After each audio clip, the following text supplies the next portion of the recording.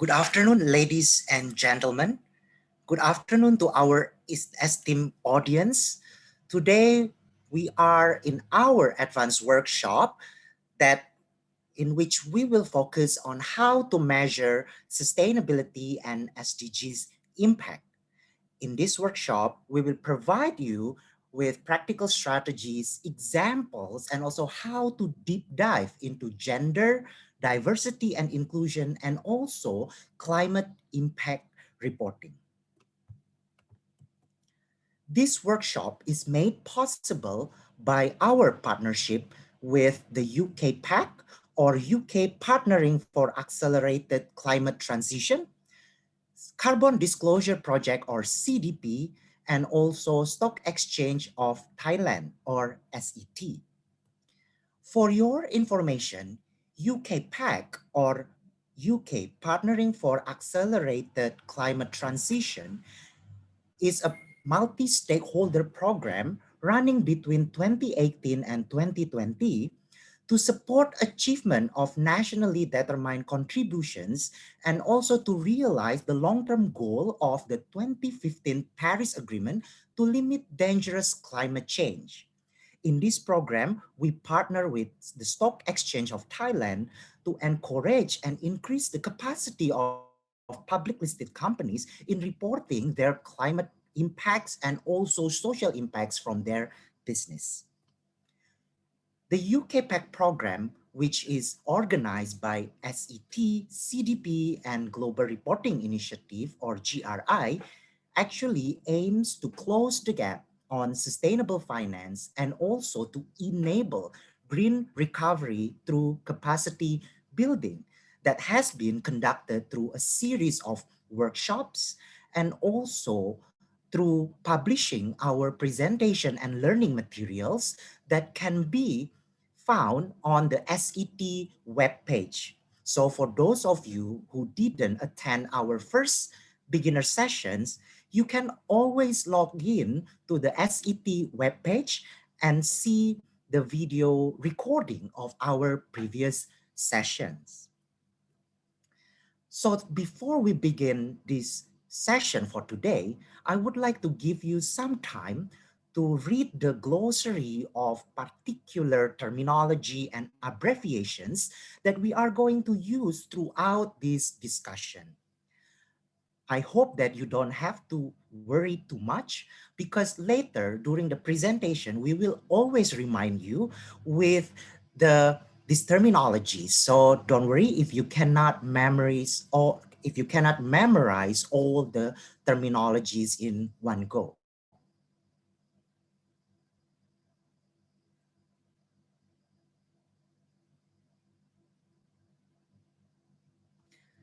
Today's session, or the second day of our workshop, advanced workshop, will be led by the Global Reporting Initiative, or GRI. GRI is an international organization that set the standard of sustainability reporting that has been used internationally by global companies. So far, we are one of the most used international sustainability reporting standards, and we've been participating in advocating policies and also practices to increase the uptake of sustainability reporting by companies, and as well to increase the company's quality of sustainability reporting. In other words, GRI supports companies to align their practices with international standards and also international frameworks that consist of a lot of sustainable development goals and also other international conventions and agreements to address climate change and social inequality. For those of you who didn't attend the first beginner workshop, and also for those of you who need more refresher on our first beginner workshop, I hope I'm going to use this opportunity to explain a little bit about what we have covered before in the first beginner session.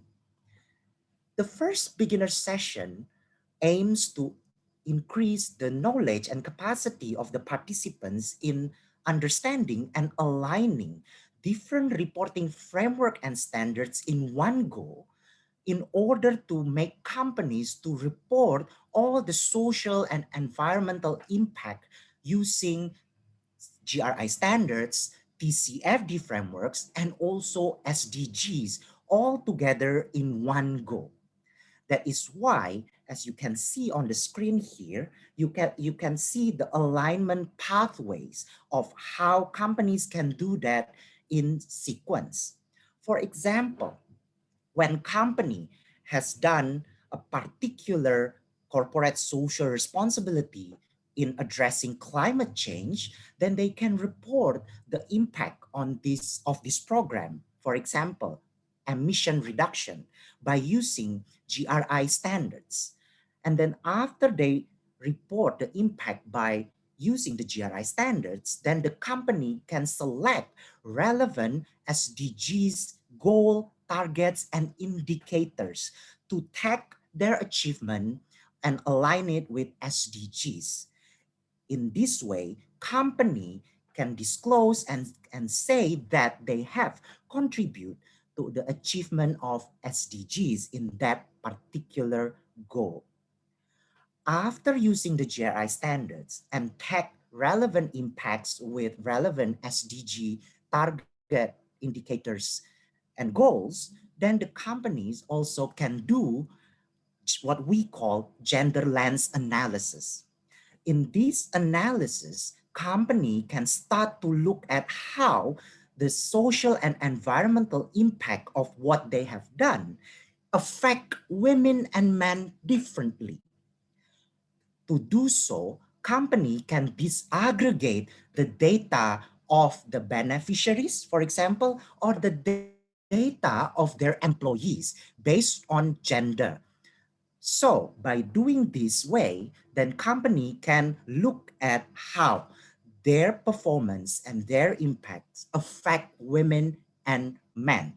And with this segregation of the data, then company can think more carefully and meaningfully in looking at how men and women experience the impact differently, and also how company can address this gap that might exist between men and women as their employees or maybe as their community members affected by the program. So that's the overall explanation about what we have discussed in the beginner sessions. Of course, as you have seen yesterday, CDP has also explained about how companies can use the TCFD framework to report and align their climate change strategies and impact. So if we already look at how basically we can report our impacts and use all these different frameworks and standards in one go, then the question now is, how do we measure our impacts so that we are able to report them using all these different frameworks? The devil is always in the details. And now that's why we organize this session just to give you more insights about how actually we can really measure our impacts in practice. So then we can create a high quality sustainability report that align all these different frameworks and strategy. For those reasons, today's agenda then will focus on the nitty-gritty of impact measurement and how we can do the impact measurement meaningfully and according to the SDGs and other international framework. After we learn deeper about impact measurement, then in the session 2, we will focus on diversity, inclusion, and also climate issues to give the participants more practical examples, more practical strategies from existing companies about how they do the impact measurement and how they report it in practice. This session 2 will will help companies actually to also look at how TCFD, GRI standards, and also sustainable development goals can be aligned all together to report the impacts of your social and environmental program. Without further ado, I would like to start the first session for today, Sustainability and SDGs Impact Measurement, that will be delivered by Lani Harijanti, ASEAN Regional Program Manager of Global Reporting Initiative or GRI. Lani Harijanti has an extensive professional experience in development sectors, including issues of violence against women, gender equality, reproductive health, and also she was guiding the transition from the Millennium Development Goals to Sustainable Development Goals in Indonesia. In this transition, she has been working with a lot of ministerial offices in Indonesia, including the Ministry of Planning and Development and also the Ministry of Trade. Lani Harijanti is also a medical doctor who has been very passionate in doing sustainability. That is why now she's been with GRI for almost 3 years, and she's been coaching, assisting, helping companies to develop and improve their sustainability practices and strategies. So now I would like to invite Lani Harijanti to the stage to deliver the first session. And I would like to remind you all that if you have a burning question throughout the session, you can always put your question in the Q&A box down below. Thank you. Lani, over to you. Thank you, Henry. Good afternoon, everyone. Thank you for joining our session. So let me start. I'm tasked to deliver about the impact measurement. So the session will be divided into 2 parts. The first one is about measuring impacts, and then the second part will be about aligning impact. Now let's start. When we want to say that company or organization is contributing to SDG, I think we have to look at where Thailand is or the country is in terms of their SDG achievement. So this one is issued by the SDG index ranking. So Thailand is ranked on the 43rd out of 165 countries. As you can see on the screen, some is on track, the green one, some is stagnant, the orange one, and then some is decreasing. In this case, the live online indicators, it seems that there are some indicators that has not been achieved or even going down. So for corporation or for organizations, if we want to say that we want to contribute to SDG, the first one is looking at this, which one is not on track. The one that is not on track, it needs our contributions to make it back to green light or to be on track. So in this case, it's the live online, or those who are on the orange section, like the zero hunger, or those who are not yet measured, like goal 10 and goal 12. No. Yes, so some of it, with the SDG index ranks, they have special indicators that they track. For example, under SDG 12, which is usually contributed by companies, these are some of the indicators that they measure. Now, let's go to measuring impact in SDG. When we want to say about impact, I think we need to refer to the impact management project. So it's an organization comprises of several agencies, including GRI, contribute to the discussion. They define about impact and how to manage impact. So let's look at how the impact management project proposed the definition of impact. According to them, impact is about change in an outcome caused by an organization. It can be positive, it can be negative, it can be intended or unintended. So the keyword of impact is change. Now, how do we classify impact? Impact usually based on intention or motivation by organization, or in this case, enterprise or company. So are we acting to avoid harm to our stakeholder, or are we doing a little bit more by generating positive effects for stakeholders, or even more, one step more, by contributing to solution to social or environmental challenges?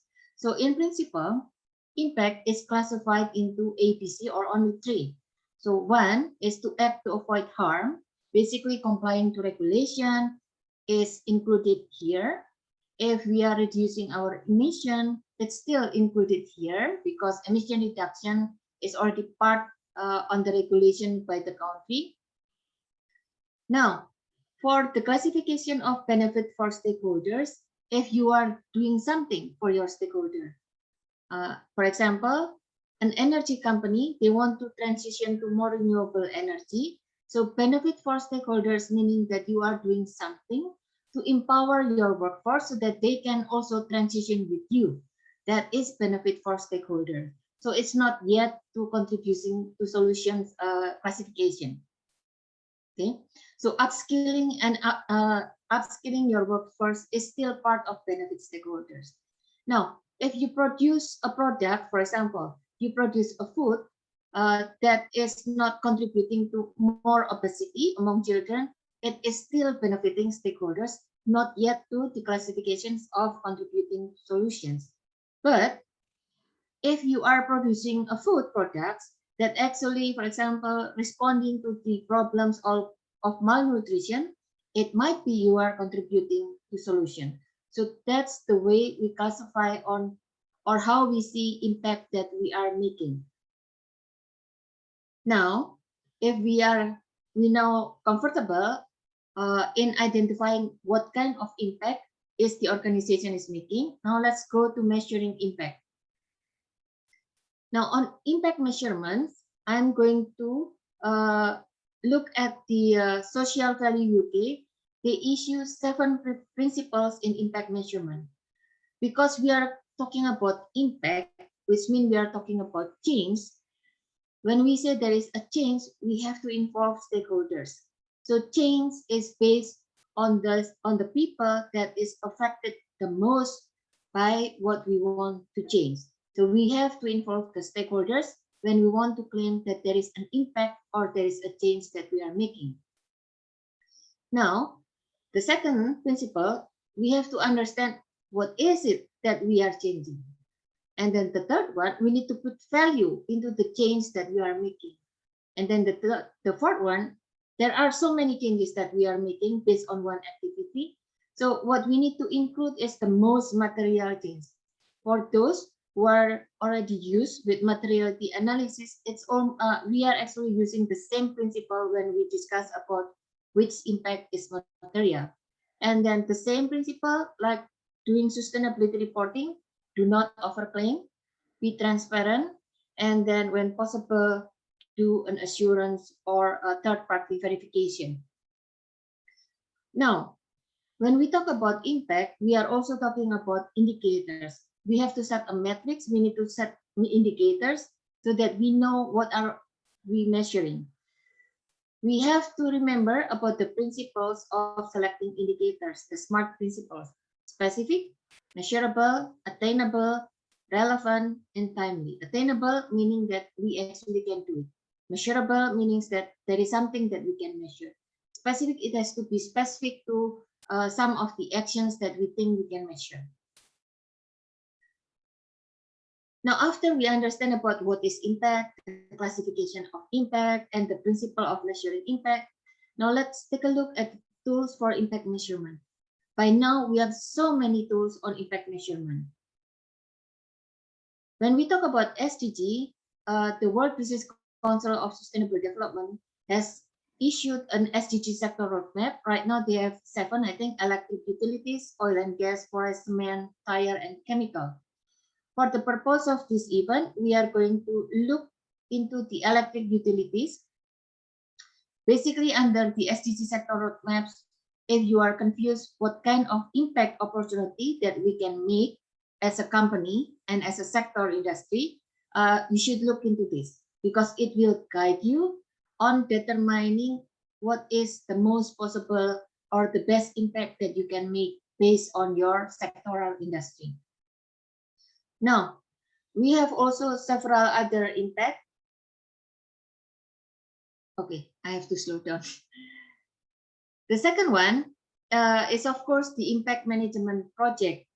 The impact management project is comprised of several practitioners on this talking about impact, including companies, not only standard setter. So they determine some of the tools that can help you to impact measure. Is the United Global Compact Communication of Practice, the Natural Capital Protocol, the Social and Human Capital Protocol, the Social Value UK Guide for Social Entrepreneurs. For investor, you might look at the IFC, Operating Principles for Impact Management. UNDP has just released in December SDG Impact Standard for investor and for enterprises. It might be something that you want to take a look. And then for most investor, I think you should take a look at IRIS, Impact Reporting Investment Standard from the Global Impact Investing Network. It relates very well to the SDG indicators. And then a little bit older is the B Impact Assessment. The way they organize the platform will help you to identify your SDG impact too. And then the oldest one, I think, is the Social Return on Investment Methodology. It's also a very nice tool for impact measurement. Now, we say that sustainability report is a report that contains companies' economic, environmental, social, and governance performance. Is it about impact?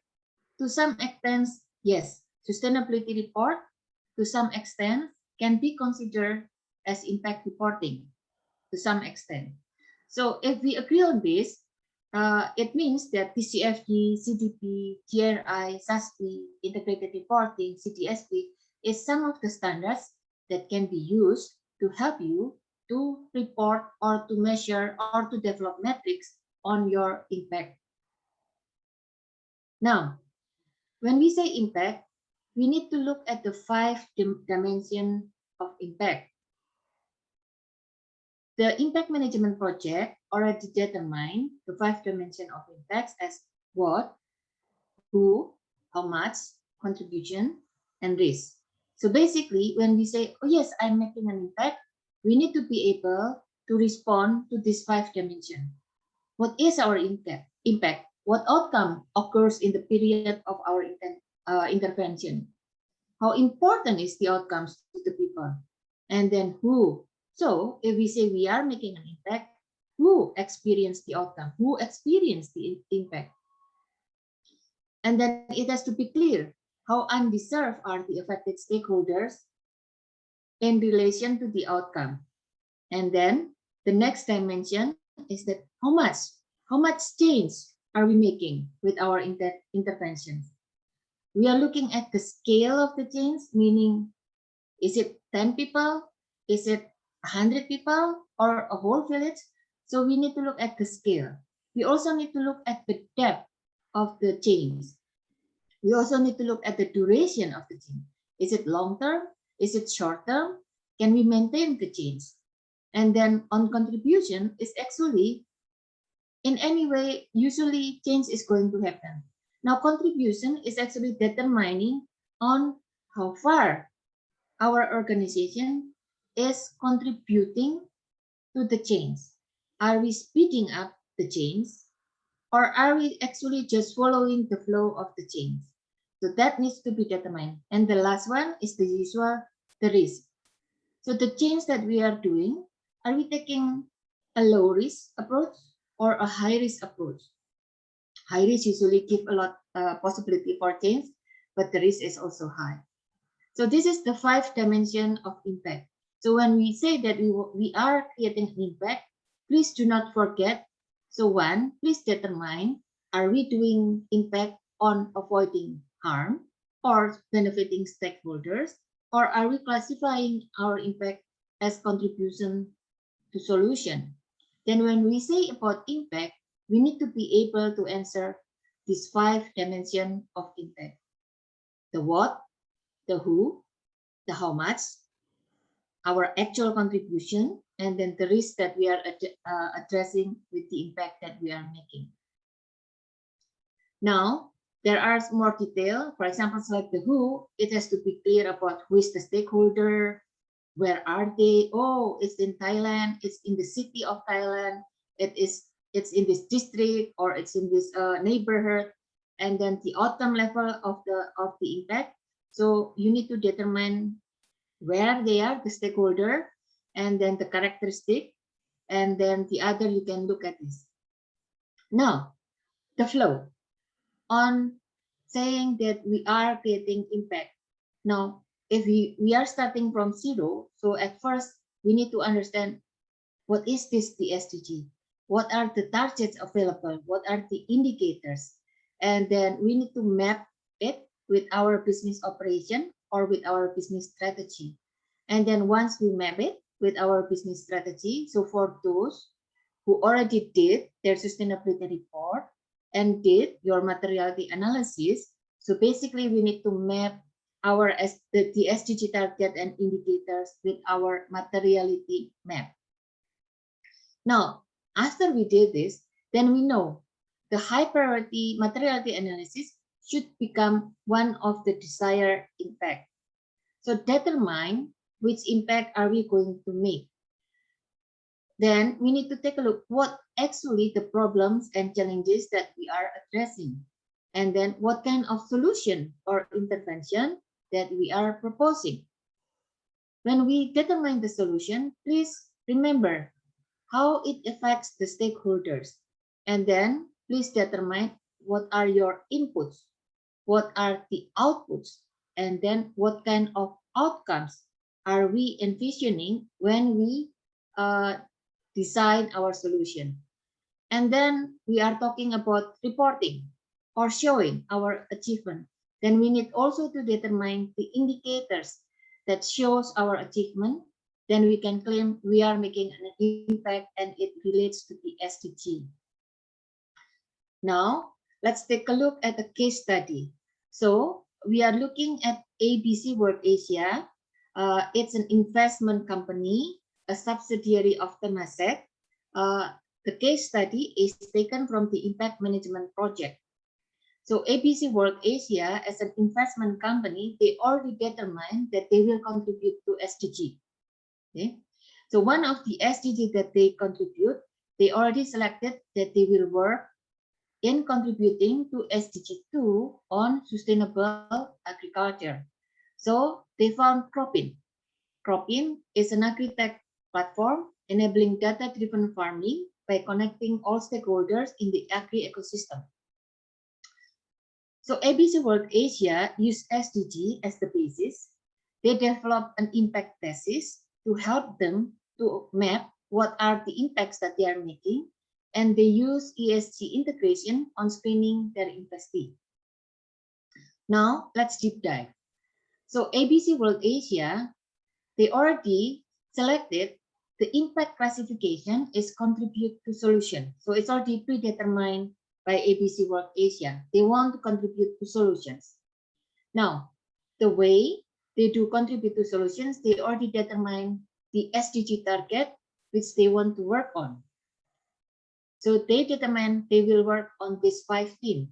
One of them is about sustainable food and agriculture, because we have so many, I think in one research, we have 500 million farmers as smallholders, and then most of them are living below poverty line. So ABC World Asia want to contribute to this outcome.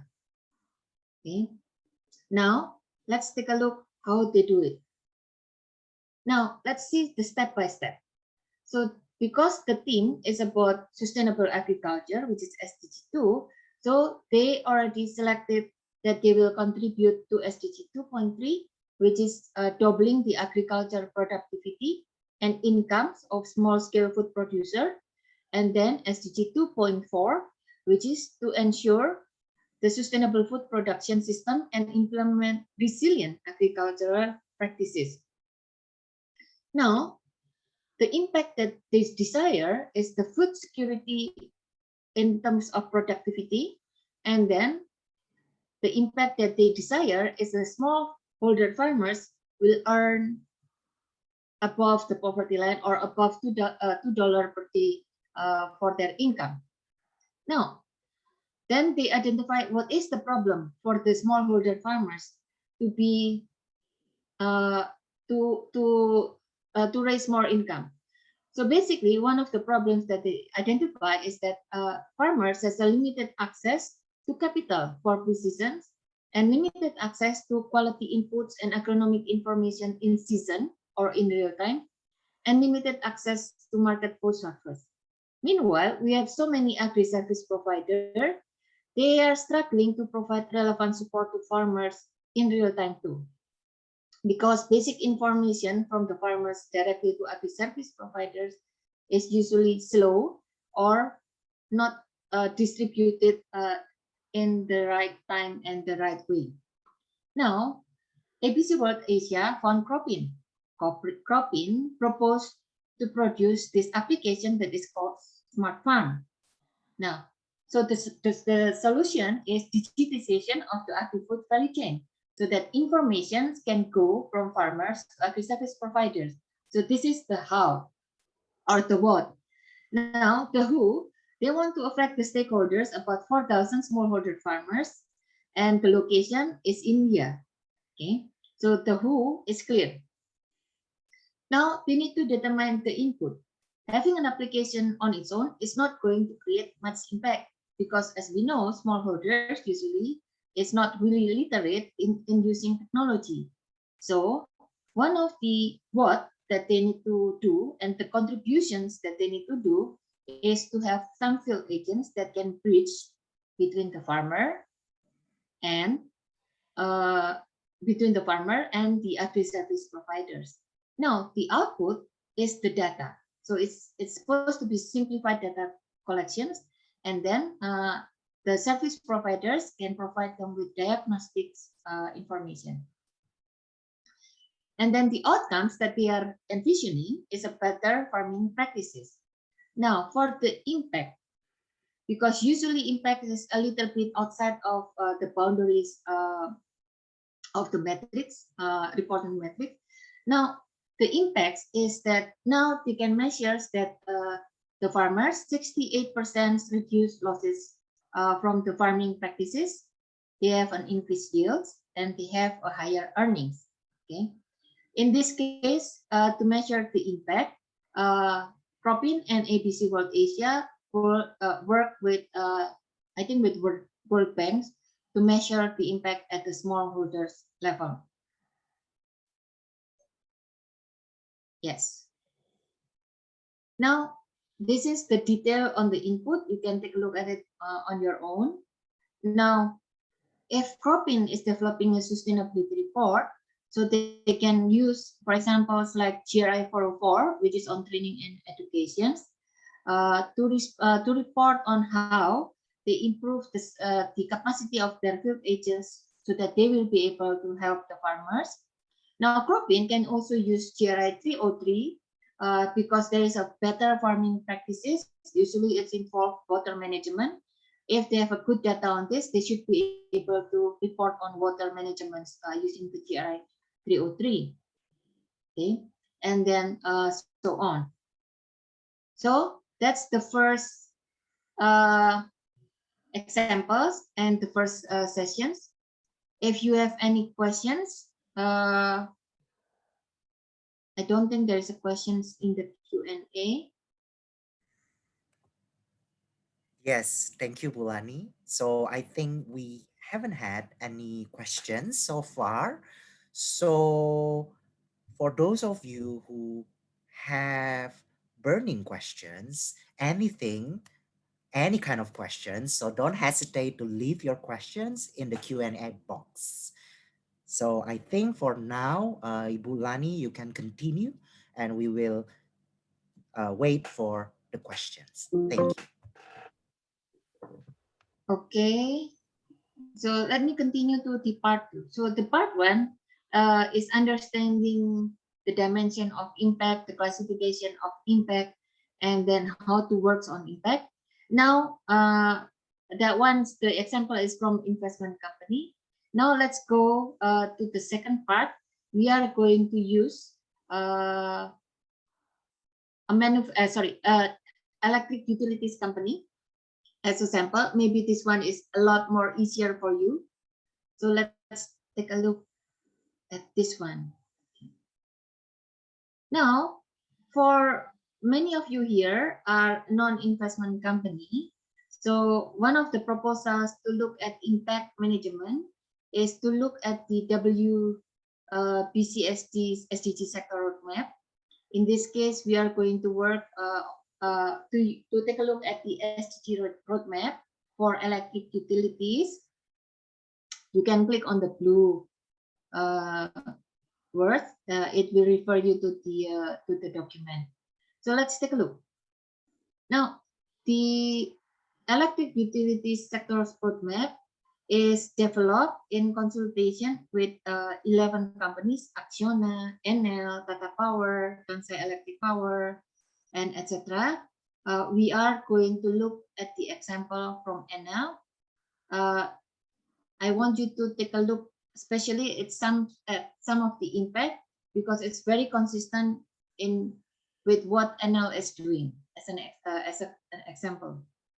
Now, the electric utilities identify 7 key impact opportunities that they can drive transformation in line with the objective of the SDG. So the 7 key impact opportunity is divided into 4 thematic areas. One is climate and energy. Yes, because they are energy generation, energy utilities company. So basically, climate and energy is some of the impact opportunity that is aligned with their business operation.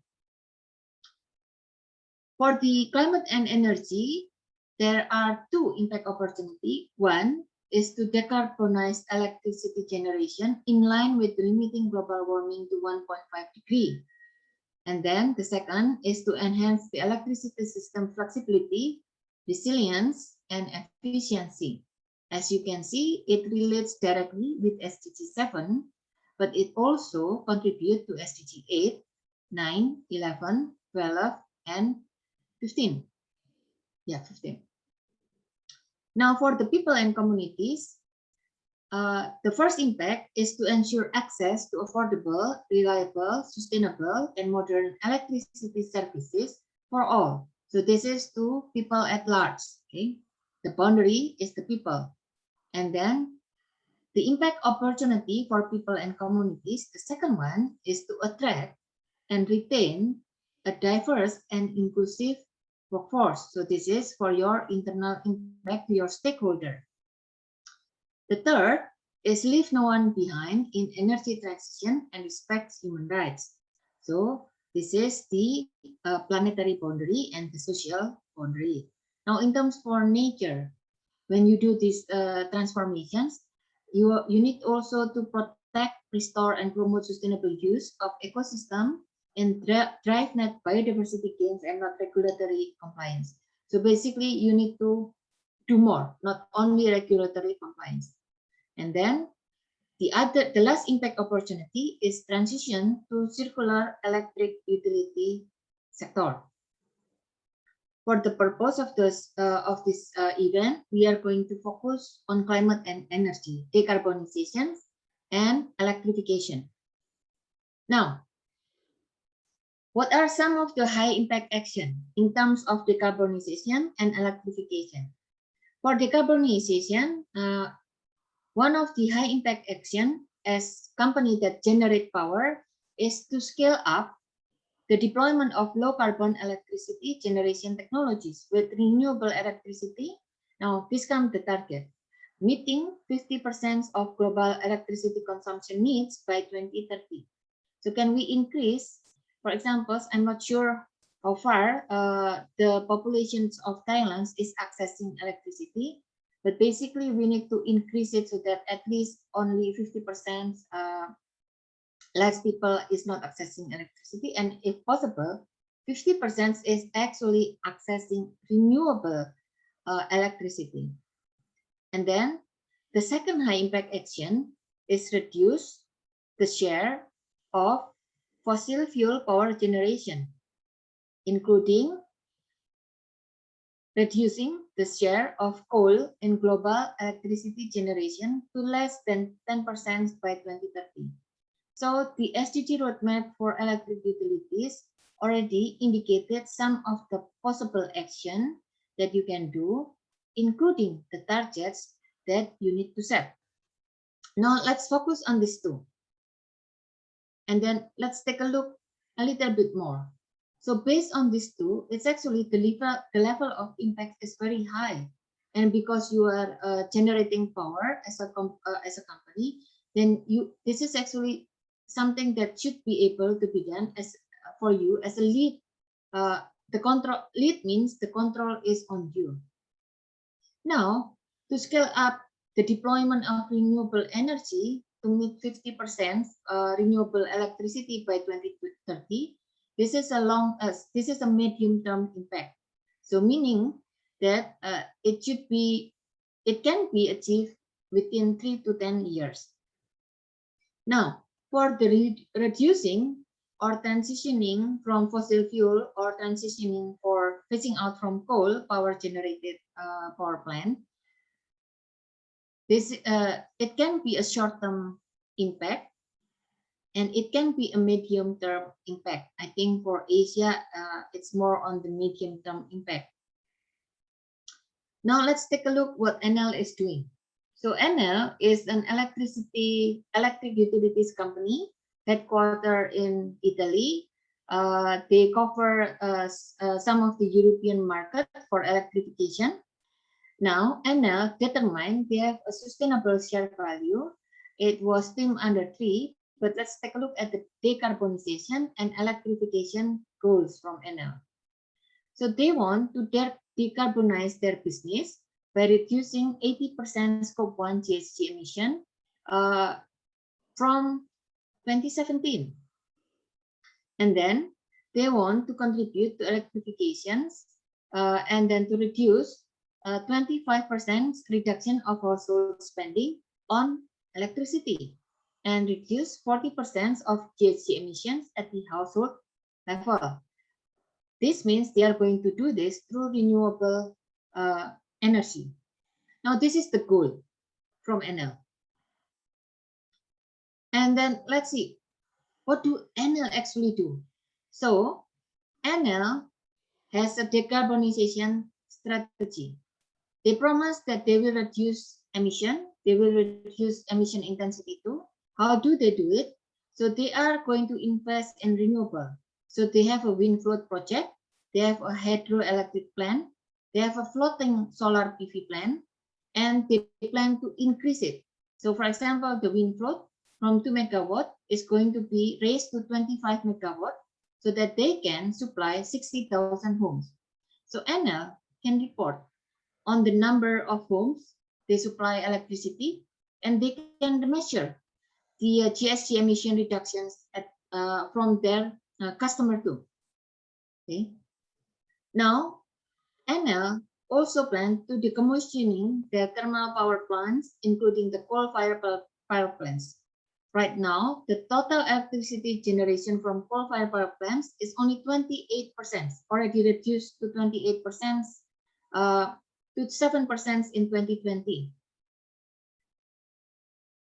The total electricity generation from coal-fired power plants is only 2.6% of their revenue.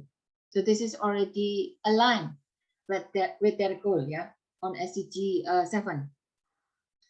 Now, because they already aligned this, so they want to accelerate. So originally, they want to exit from coal in 2030, because now they are already at 7% and 2.6% revenue.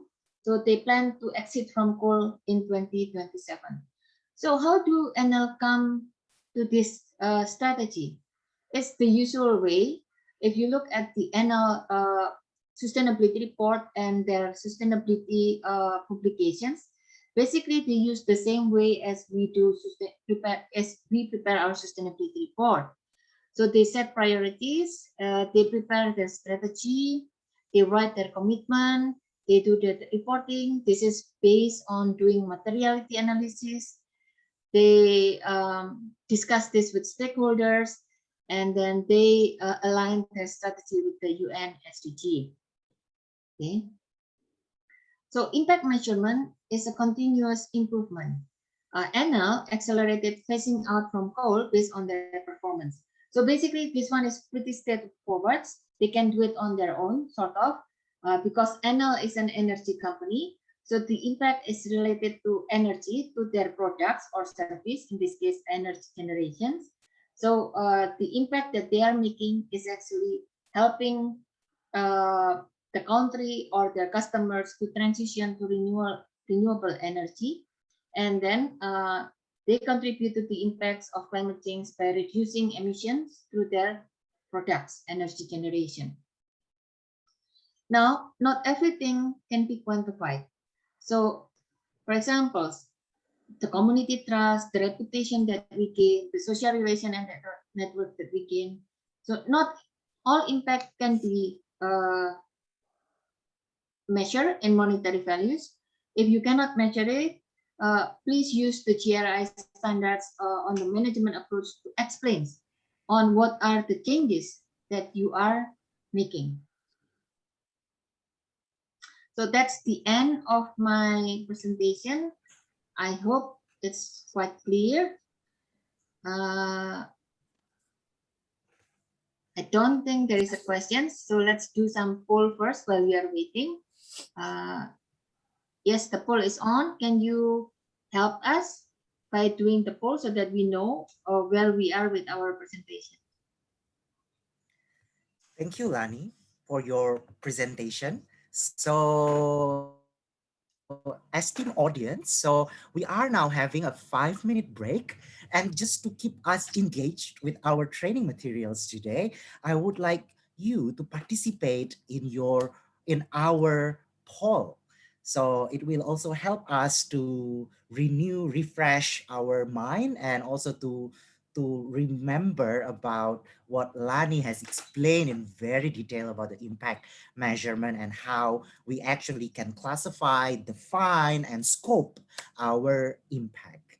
So in 5 minutes, please join our poll, and after this, I will be delivering the second session.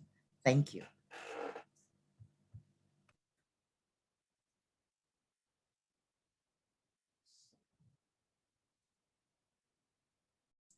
So for the question number 1, we can see here that involvement of stakeholders are the main chosen or the most preferred following principle for impact evaluation. And also the second question about the types of impact, actually most of the participants choose that impacts should be beneficial to stakeholders. And then the third questions about impact dimension, actually most of participants prefer that impacts should really meaningfully considered about what the outcome is, and also the size or the scope of the outcome. So I think now I would like to invite Lani to the stage to share about her view of these polling results. Are you happy with the results of the poll, Lani? Yeah, so it's good that everyone remember to involve the stakeholders when measuring impact, and then the type of impact actually profitable to investor is not part well, it is sort of an impact, but that's not identified by the impact management project as a classification for impact. And then on the last one, it's gone. Yeah. On the last one, the impact dimension is the who, what, and how much, and what kind of changes is correct. But then, of course, the company divisions has to be engaged when we talk about impact. So thank you. I think you are listening quite well. Back to you, Henry. Okay, thank you, Lani. So now we are moving to the second stage of our session. So I will be responsible for this second session. So let me now start showing my presentation slides. And as you have known from the introduction, that the second session will focus on how we can report and measure the impact on diversity, inclusion, and climate change that companies have tried to address in their operations. First of all, let me introduce myself. So I'm Henry Julius Wijaya, and I'm the Country Program Manager for Global Reporting Initiative in Indonesia. In addition to sustainability reporting and sustainable business practices, as a professional and also as my personal interests, I've been very passionate with gender issues, human rights, and also diversity and inclusion in the workplace. And these issues were main issues that I used to work on before I joined the Global Reporting Initiative. So today, I hope that I can bring all my experiences to the table to really help you, to give you more explanation about how we can ensure diversity and inclusion at the workplace in a very practical manner. For today, to achieve those objectives, I will explain first about why GRI standards and sustainability reporting are useful for you to report diversity, inclusion, and also climate issues. After that, I will also give you a comprehensive understanding about what diversity and inclusion might mean and how to do it in your company. For the latter, I will focus on practical strategies and examples that can help you to rethink and reformulate your own company's operation and strategies to ensure the equal representation and fair treatment of women and men and also other minority groups. Last but not least, after we understand all of these way of thinking about diversity and inclusion, I will bring you back to how to align what we have done so far and also to align the impacts that we have produced with the reporting frameworks and standards such as GRI standards, sustainable development goals, targets and indicators, and also lastly, TCFD framework.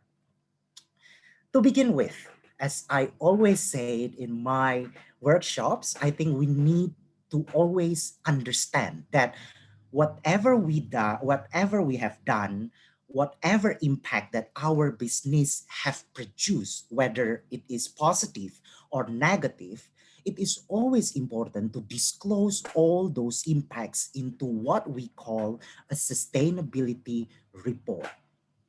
In general, sustainability report is a document that disclose companies' economic, environmental, social, and governance performance. Of course, when you report your impacts and performance, you also need to disclose and provide a strong explanation, a comprehensive explanation of the future strategies that you would like to do to improve the state of the current practices. In GRI standards, as you can see on the screen, there are several GRI standards that you can use to report diversity and inclusion issues. Generally, when we talk about diversity and inclusion, we are actually talking about equal and fair remuneration between men and women, and also between majority groups and minority groups. Secondly, diversity and inclusion is also about equal representation based on gender and minority groups. In addition to gender and minority protection, diversity also means that as a company, you are protecting your children and workers from forced and compulsory labors and also from unethical business practices. That is why GRI standards also offer a set of standards that you can use to report human rights compliance in your operations and also in your supply chain to show that your companies are adhere to basic human rights principle. By looking at all these GRI standards, GRI provides international standards to report companies' social governance and economic performance that we can always refer to when we develop our sustainability report. Before this session, Lani has explained in very much detail about what actually impacts mean and how we can measure our impact meaningfully. Lani examples provide not only the pathways of doing impact measurement, but also how to structure the way we think, the way we organize the aspects of each measurement aspect so that it can cohere into an alignment pathways. However, the question now is, if in the previous session we focus more on environmental impacts and also social and community empowerment impacts, so now how we can measure diversity and inclusion performance of a company. Before we go into more deeper discussions, I would like to equip you with the thinking framework of diversity and inclusion. First of all, when we are talking about diversity and inclusion, actually we are thinking about socio-cultural identities that might hinder a particular group from participating maximally at the workplace. For example, as a man, I can go to the office without thinking about domestic labor at my house. But when it comes to a woman, domestic labor has become another burden for them, and they need to do all these household chores before going to the office. Even sometimes it's difficult for women to navigate the working hours with the domestic labor. And this is why many social groups are hindered to participate maximally because of social and cultural norms. Another example is people with disability. Our world is structured based on ableism. We never think carefully about how people with visual impairment can work using our normal laptops, because simply for them, their visual impairment might hinder them from using the appliances, technology appliances that we have in our office. So this is why we really need to be very cautious and cognizant of how different groups might face different barriers at the workplace. Secondly, after we understand about these barriers, then we need to think about the representation of those groups. If those groups are hindered from participating maximally at the workplace, then the number of these groups might be underrepresented at the workplace. So this is our task to ensure the equal representations of those groups at our workplace.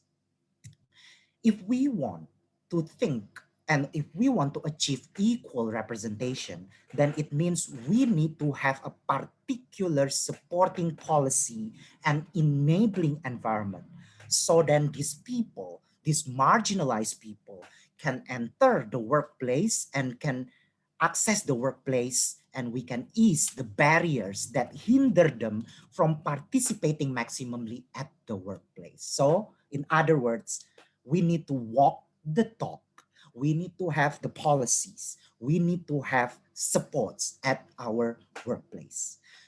So if we already have the policies, the supports at the office, then it means we need to do impact assessment continuously, as Lani has explained, to see how we are progressing and achieve our targets.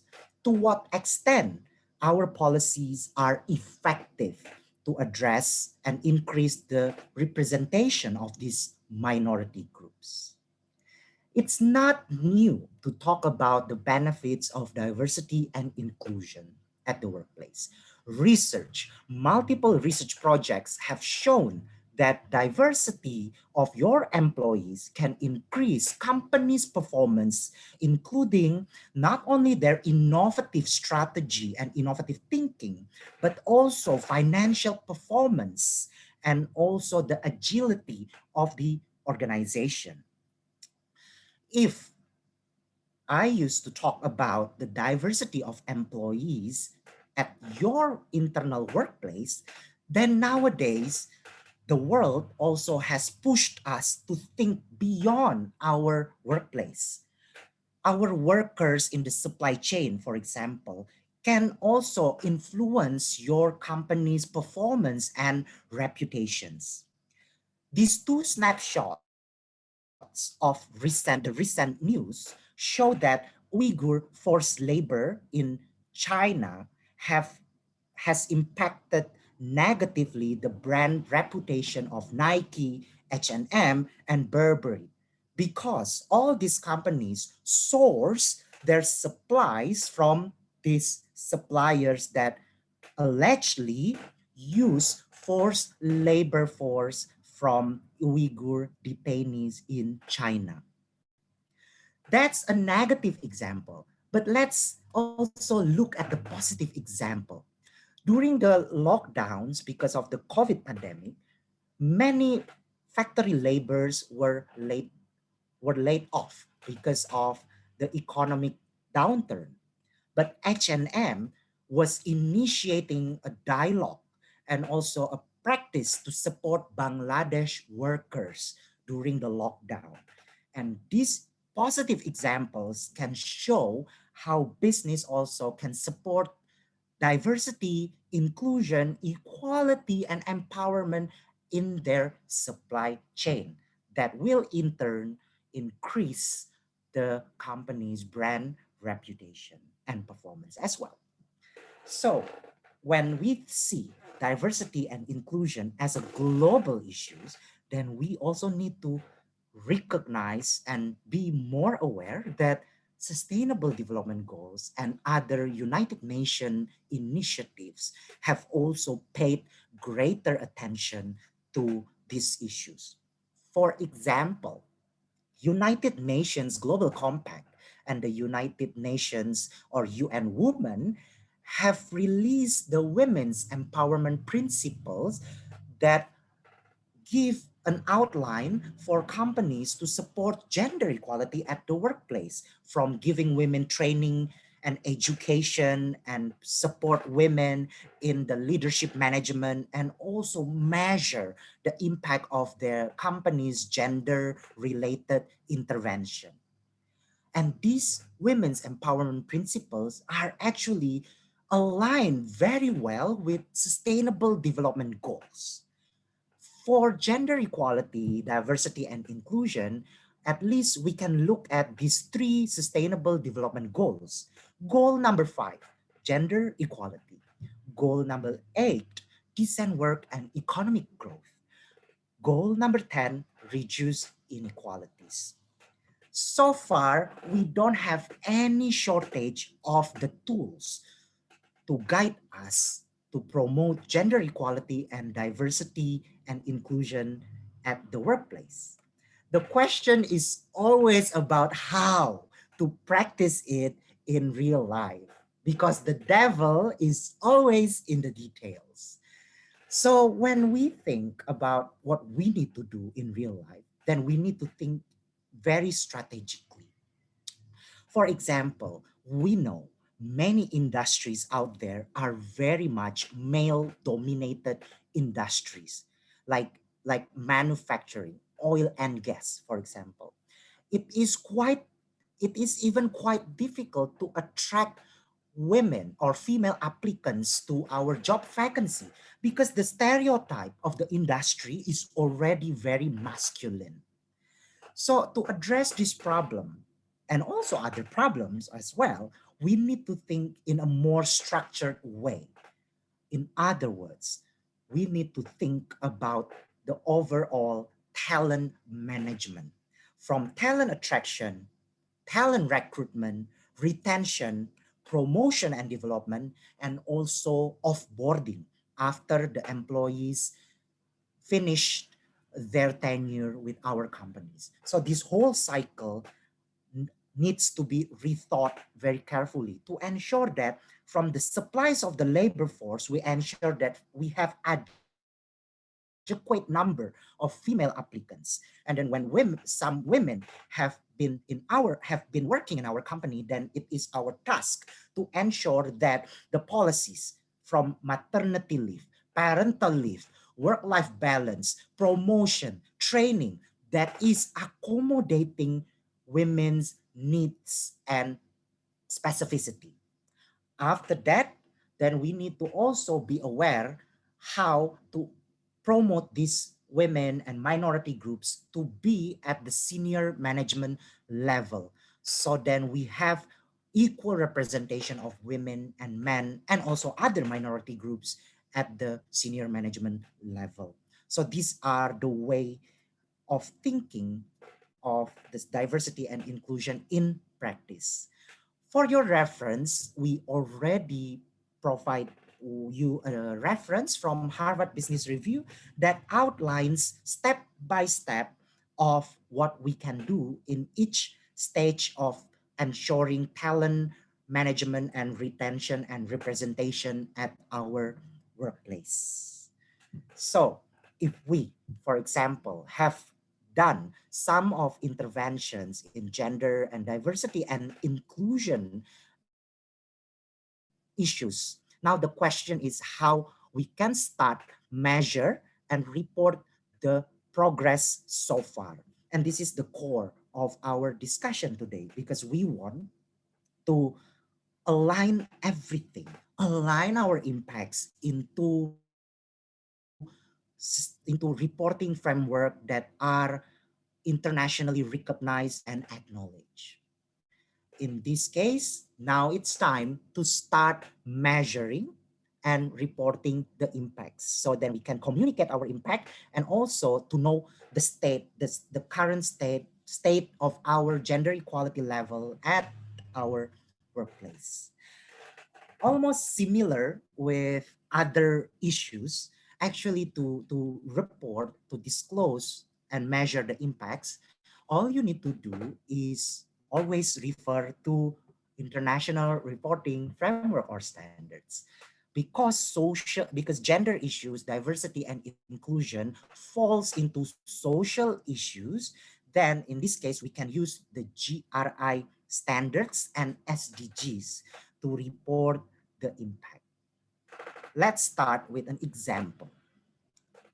For example, a company has been implementing a policy that protect equal remuneration between men and women. And also they are now trying to increase female representation on the board level. Let's take these two examples as our reference for today. So if a company have been trying to do these initiatives, then they can report the impact, the results so far using the GRI standards and then align the particular GRI standards with relevant SDGs target and indicators. What kinds of GRI standards can we use to report diversity and inclusion?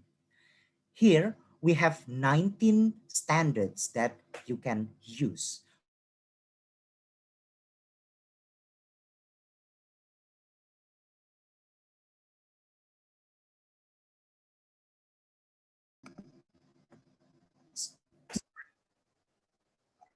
there was a technical glitch. So let me go back to my presentation.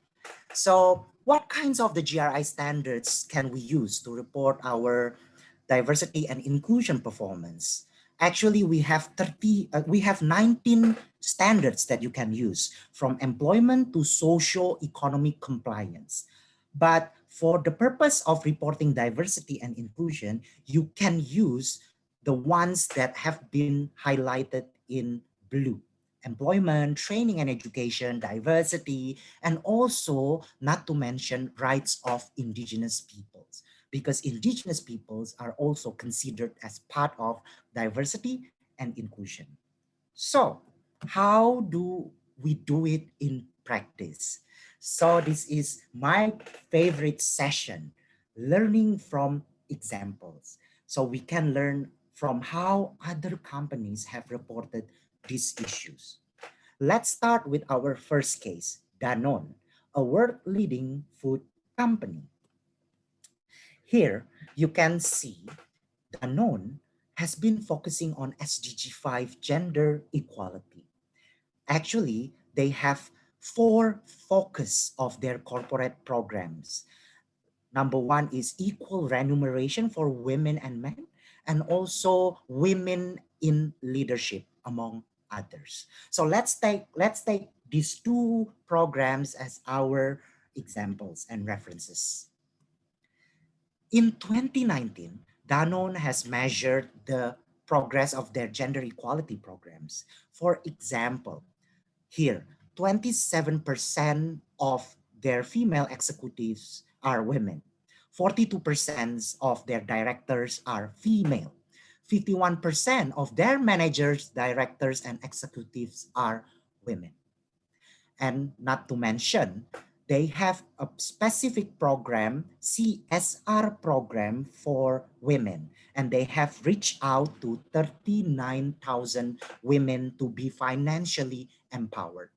So here they have quantitative figure of their achievement. Now, how to report it? Let's start with our first example, female representation. 27% of executives are women. 42% of the directors are women. So for this representation at the board and senior management level, they can report using GRI standards 4 or 5, diversity and equal opportunity. As you can see, these GRI standards ask companies to disclose the level of the diversities of their governance bodies and management level, and also to disclose the ratio of basic salary between men and women. So here you can disclose how, to what extent you have ensured the equal representation and equal remuneration. After that, you can select particular SDGs indicators. Here, SDG indicator 5.5.2 requires you to report proportion of women in managerial level. And then indicator or SDGs indicator 8.5.1 requires a company to disclose average hourly earning of employees by sex or gender. So here you can align all your achievements together. Nevertheless, we are often asked about, what if we haven't achieved equal opportunity, equal representation of women at our workplace? Don't worry. As Lani has said, GRI 103 can be used to explain about your progress and why you haven't achieved, and what kind of strategy that you would like to have to achieve the objectives in the near future. So you always have a room to explain, to argue, and to say your commitment for the near future. The second example about the number of female members of local community empowered, then you can use GRI 413, which is local communities, because you are actually reporting the impact of your programs on local communities. Because your program is focusing on women, then it means you need to segregate the data of the beneficiaries between male beneficiaries and female beneficiaries. And then after that, you tag with relevant SDGs. Here, the indicator 5.5.2, proportion of women in managerial level, assumes that after the local communities are given this program, then they establish their own business and these women become the managers or the owner of business, of those businesses. So then you can report that as proportion of women in managerial level. Let's move to the second case from Enel, an Italian energy company. Enel is one of the few oil and gas companies that is very passionate with gender equality issues. As you can see here, they already have a long-term sustainability plan to ensure women's representation at board of directors, and also their CSR programs aim to increase women participation in science, technology, engineering, and mathematics education and research. So that's their main approach in their gender equality program. But one interesting thing is about their maternity and parental policy. Here, Enel's parenthood policies actually give extra days of maternity leave. And even in Italy, Enel pays 100% of the normal salary in the first 5 months. So because they have this maternity policy, then how they can report this maternity policy, because maternity policy, policy is not always quantifiable. In this case, you can select GRI standard 401 employment, because in these GRI standards, you can disclose the benefits provided to full-time employees and also parental leave. In these standards, you can also see how you should calculate the number of employees that have taken the parental or maternity leave and then back to the workforce after taking that leave. So that kind of quantitative data is required to support the explanation of your company's policy.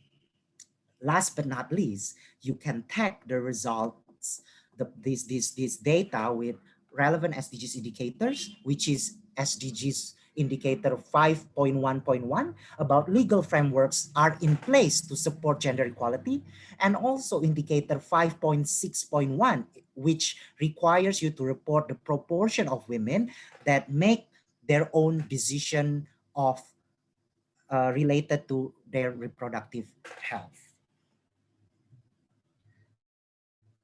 So based on these two examples, the key takeaways is actually always focus on what kinds of programs and intervention that you are doing to create an impact on gender equality. And then you evaluate that impact. And last but not least, don't forget to disclose, to measure the impact and disclose it using the GRI standards and particular SDGs targets and indicators. If you already have the data, if you measure the progress, then you can think what needs to be done in the near future, because at least you have the baseline. We can always improve what we can measure. So always measure. So our two examples focus on our internal policies and practices. What about our external parties or work partners? Here, I have given you 3 snapshots of the current controversies about the Uyghur forced labor in China, and then the use of the exploitation of child labor by chocolate industry, and sexual harassment issues faced by female workers at the H&M supplier in India. So you can see all these human rights violations can jeopardize your business as well, although you are not directly dealing with those marginalized groups, because your business is located in an ecosystem. and your suppliers are part of the ecosystem. And you select them based, and if you select those suppliers to work with you, it means you have a responsibility to select ethical and responsible suppliers. And this brings us to the next example from Vodafone, a leading technology communications company. Since October 2020, Vodafone has established a set of guidelines and assessment of their suppliers because they want their suppliers to be environmentally conscious and also equality oriented. They want the suppliers to care about women, LGBT, and disabled people in their operations. With these kind of policies in place, then Vodafone can report using the GRI standards 414 supplier social assessment. Because in these GRI standards, you are required to report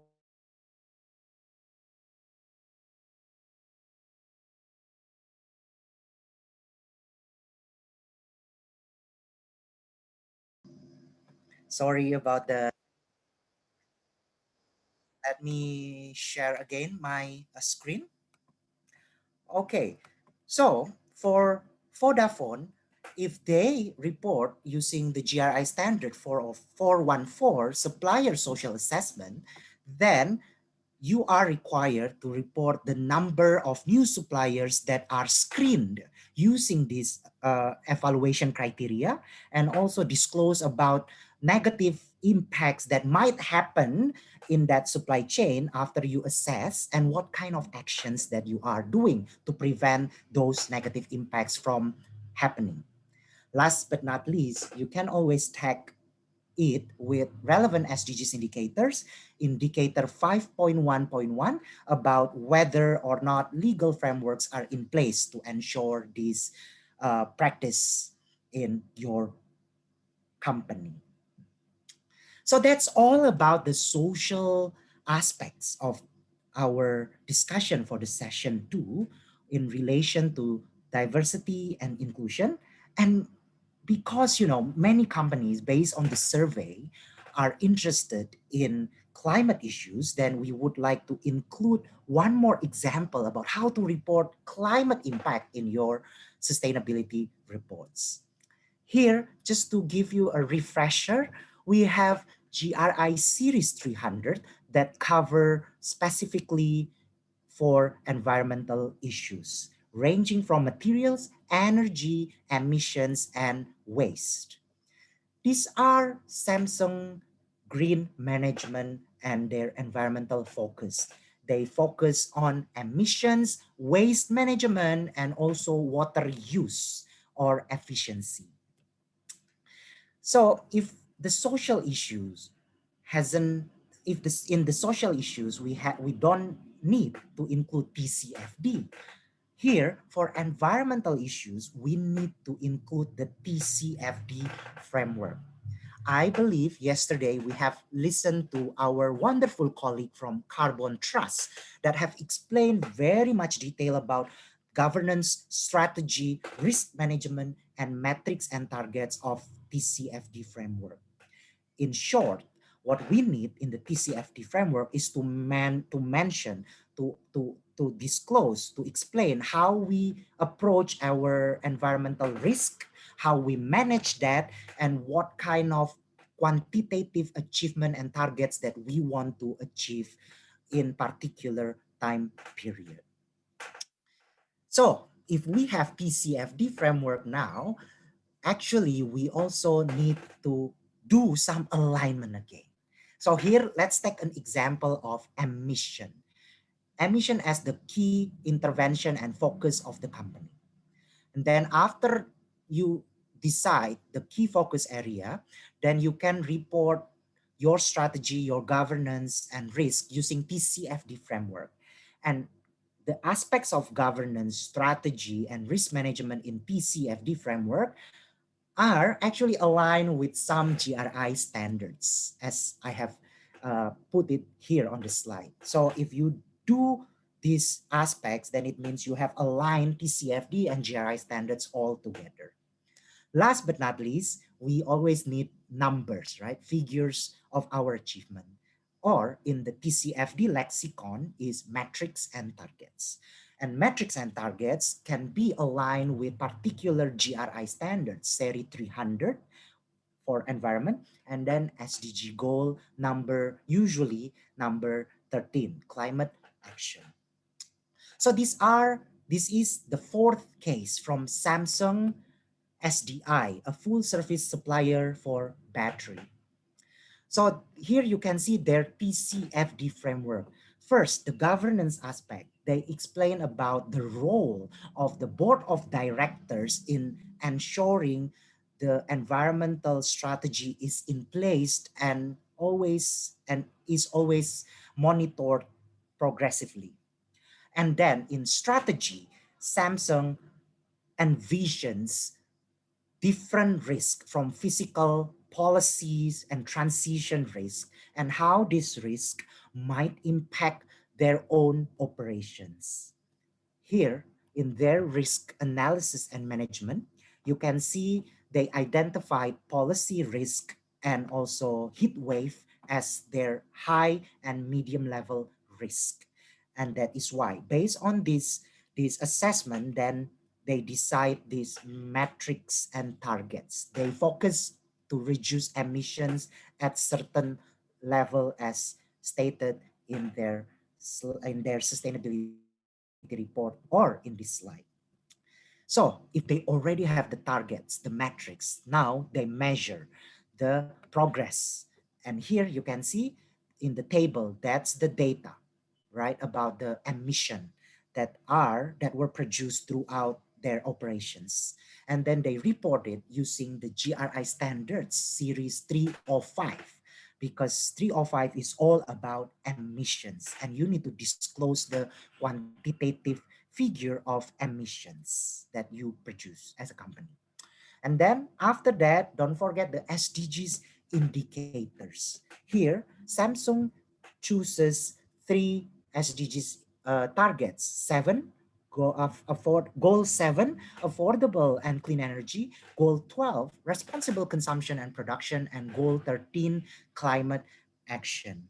All those examples and references can be used as your references when you are reading in more detail about how to do the reporting for diversity and inclusion and climate impact reporting. To conclude my session for today, I would like to highlight 4 important points. Number 1 is when you are thinking about your impacts, you can always think about it in a quantitative manner. That's very good, but also think beyond just number, because we need policy, we need enabling environment, we need the governance to ensure that our action is effective and monitored regularly. The second point is, as a starter or beginner, we can always start from our own internal company practices. But as time goes by, we need to expand our scope to include our supply chain and business partner, because our reputation is also reliant on their performance and reputation. The third point is, don't forget, although we have a lot of frameworks and standards out there, we can always comb through all these frameworks and standards and align them all together. So your sustainability report can be used for multiple purposes. Last but not least, sustainability reporting that includes SDGs indicators is one way to measure particular impacts in relation to sustainable development goals. So please make sure that your company contribute to the achievement of sustainable development goals by 2030. Thank you. So now we are back to our Q&A session, and I would like to invite Lani to the stage as well to address some questions that I've seen that now are now populating our Q&A box here. Wow. We are very happy to look at this, to see this excitement from the audience, right, Lani? Yes, so Henry, I think you can answer some of the questions first. So let me read it for you. So from Faran Raj Azanupam. So far we are talking about empowerment of women. So however, if we focus on discrimination, any policy should benefit whatever sex equally. Is that so? Henry, would you like to respond to it? Yes. Yeah, thank you, Bu Lani. In some country-specific program or intervention, actually they are focusing not only identities of women and men, but also they can include LGBT and queer groups, people with disability, people from ethnic minorities, and indigenous people. So these identities are very important, of course, to be protected from discrimination. But one way to do it at the practical level means that your company needs to assess first which groups are significantly affected by your business. So by thinking this way, then you can decide which kind of social cultural identity groups that you want to focus first. For example, like if you are a garment industry or garment industry or fashion retail company is very female dominated, especially in their factory or supply chain. So by looking at this most affected group, then you can decide. So as a start, you can begin with policies to protect women's group first because they are largely affected in your supply chain or in your industry. And then slowly, as you do more comprehensive stakeholder analysis, then you can see what kind of other groups that might be also affected significantly by your business. Thank you. We have the second questions. So basically, Henry, can you share a little bit about GRI 401.1? How to report on diversity of governance bodies and employee? Thank you, Lani. So for the GRI diversity and equal opportunity, actually you can report the level of the number of representation of particular socio-cultural groups in your board of commissioners and then board of directors or senior management level. And the tricky part is how far or to what extent we want to include those identities, because you can include women, we can include men, we can include LGBT groups, people with disability, ethnic minorities. There are a lot of identities in this world, right? So that's why it is again coming back to the company, because the company needs to do a comprehensive stakeholder analysis first. Again, the question is who or which groups are significantly affected by our operations. And then after analyzing that, then you can make a case in that GRI standards by saying that because our business significantly impact indigenous people, because we are, for example, oil and gas company, then we want to ensure the equal representation of indigenous groups because we are operating in those areas, and also we want them to have a say in our company's direction and decision. And then you give the number, the representation of indigenous groups at the board of commissioner level or at the senior management level. So again, we always need to do this kind of stakeholder analysis always, because there is no magic formula. Every company will deal with different social groups, right? So that's my take on that question. Thank you. Okay, the one more question related to diversity and inclusion. So from Putsayada, in case we have reported inclusion related performance. So for example, company already reported on the ratio of women and men. So can they just refer that they already can they tag that to SDG?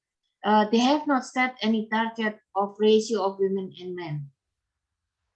Okay, so there are, thank you, Bu Lani, for your for the question. So there are two aspects that we need to consider here.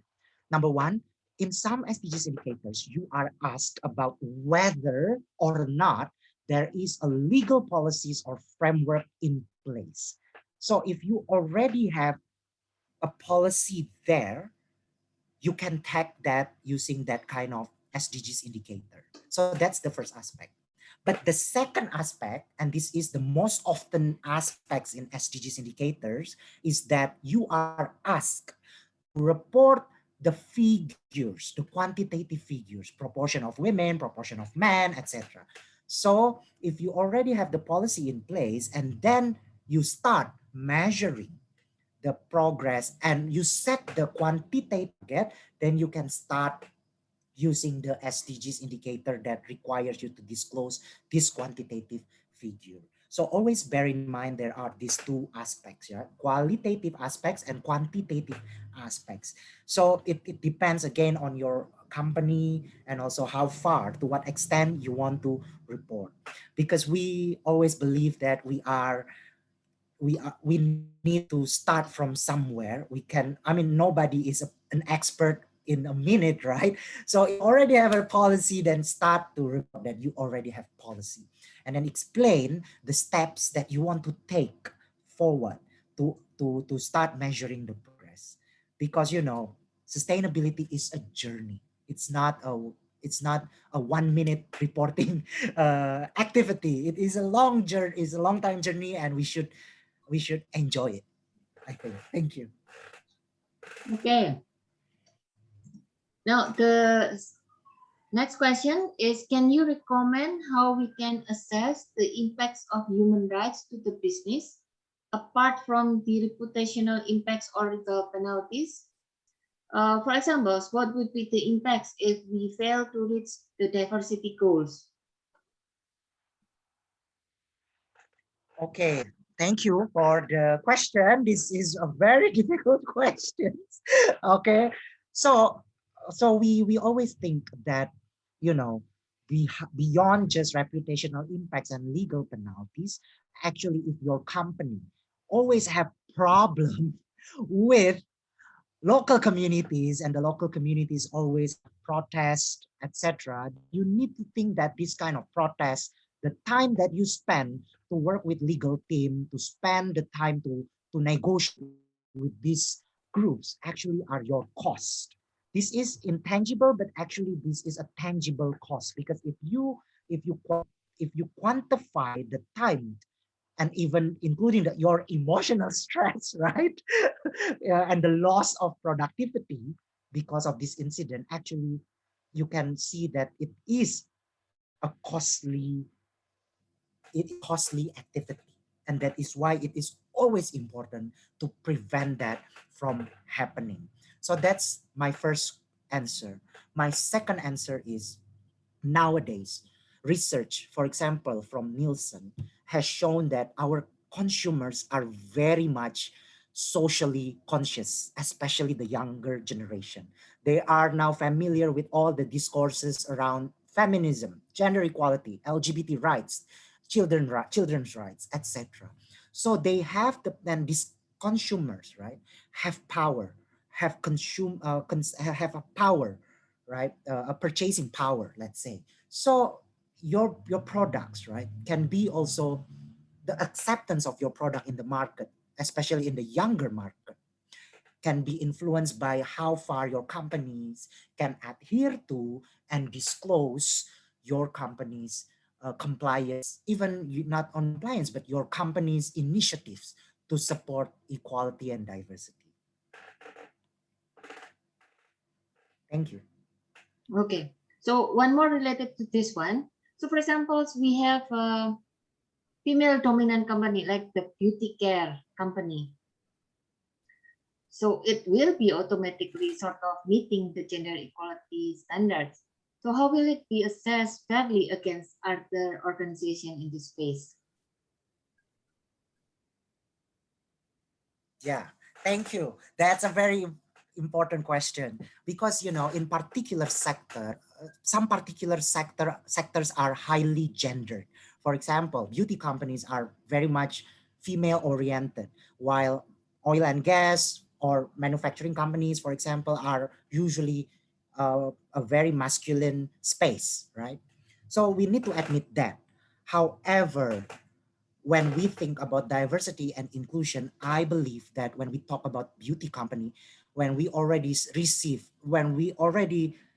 reach certain threshold of female representation, I think we also still need to think about how other groups might be left behind. Maybe in terms of female representation, it's already sufficient. But how about, for example, LGBT people?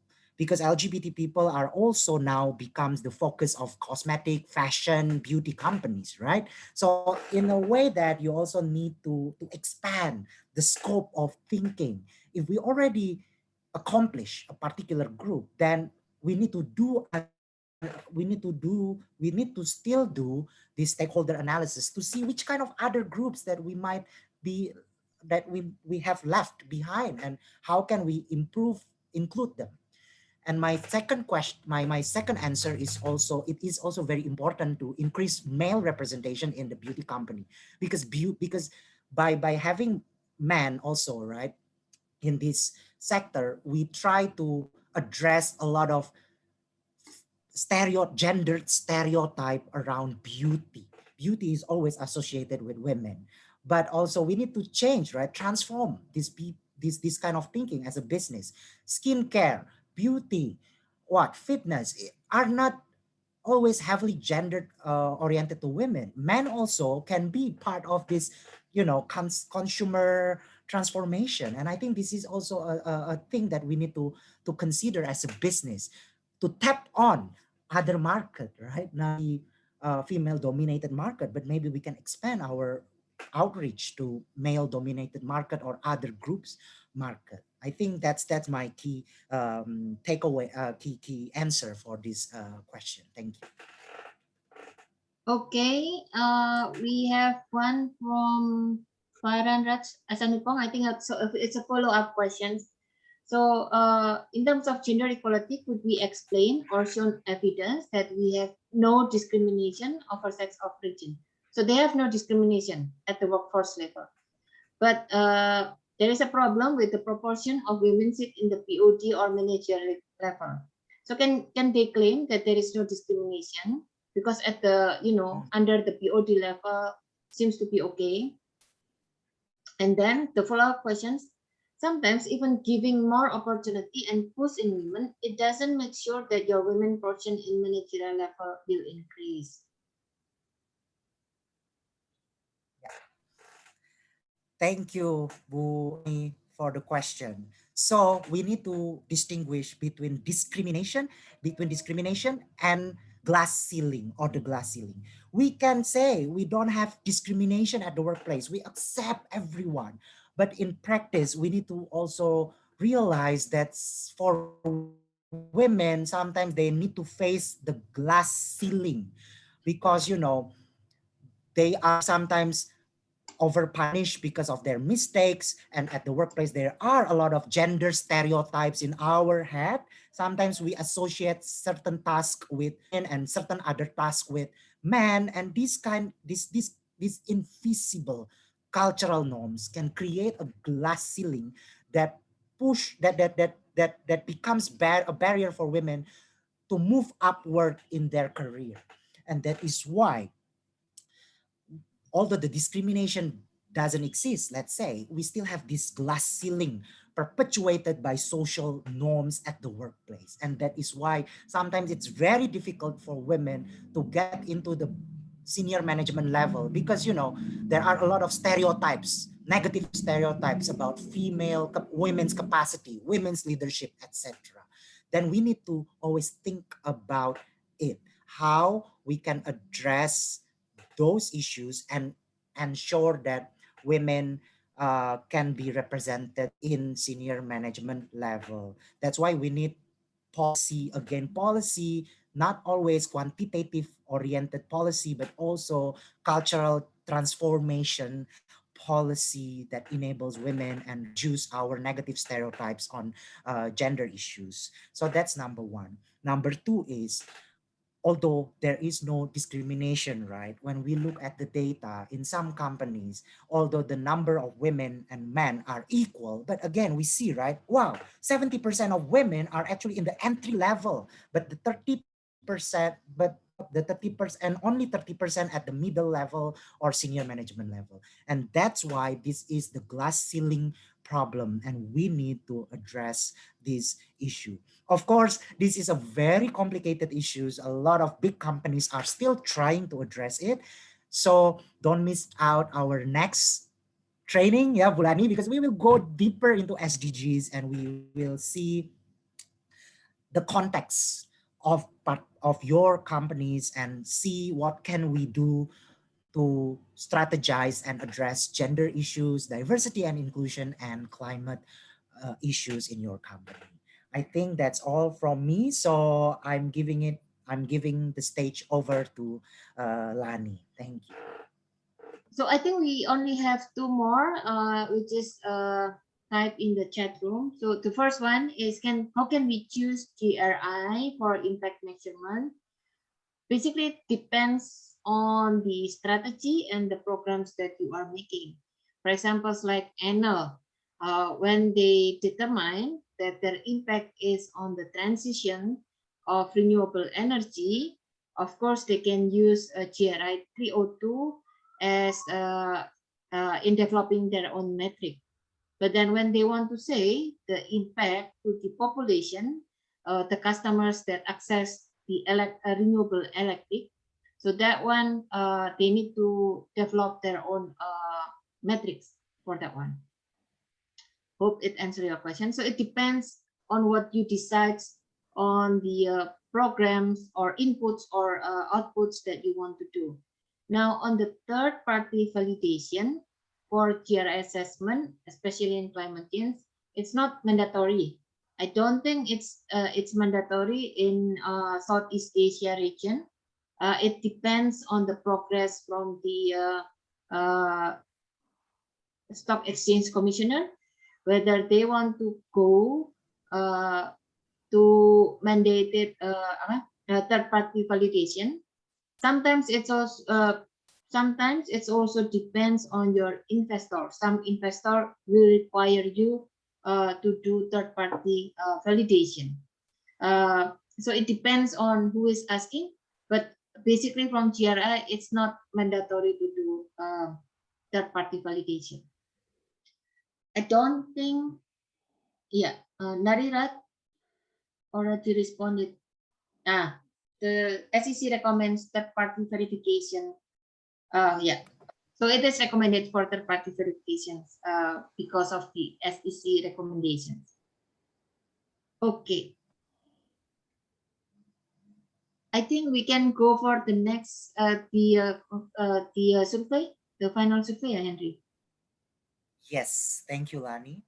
So we are still having our upcoming workshops soon in October and November to again provide you with more comprehensive guidance and skills in using TCFD and SDGs indicators.